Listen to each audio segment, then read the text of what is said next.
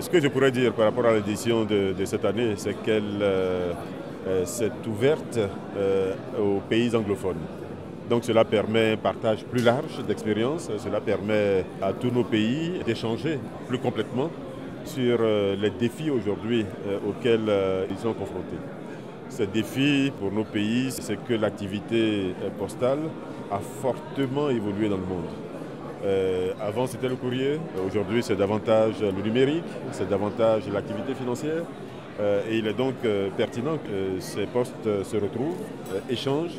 Elles ont les mêmes défis, les mêmes difficultés, le même environnement. Et donc chaque fois, je pense il y a quelque chose à en tirer. L'activité postale en Côte d'Ivoire est en train de repartir très fortement. Et nous nous en réjouissons d'ailleurs.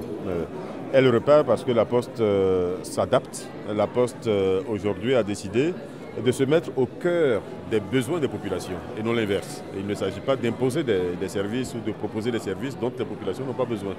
Il s'agit de comprendre quels sont les besoins des populations et ensuite de leur apporter des solutions.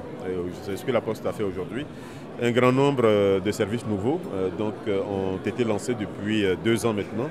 Le courrier hybride, le commerce électronique, les services financiers.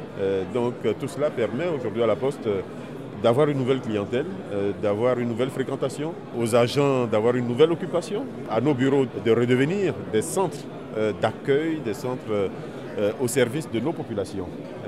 Vous avez raison, cela nous oblige à faire en sorte que tous nos bureaux soient ouverts, soient disponibles.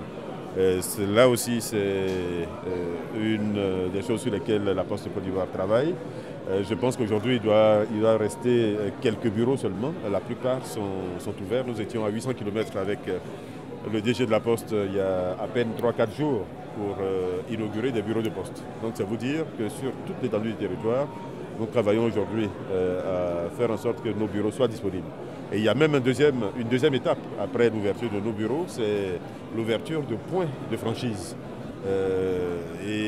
Nous y travaillons avec d'anciens collaborateurs de la Poste, avec d'autres personnes qui sont aujourd'hui intéressées à fournir des services postaux à nos populations.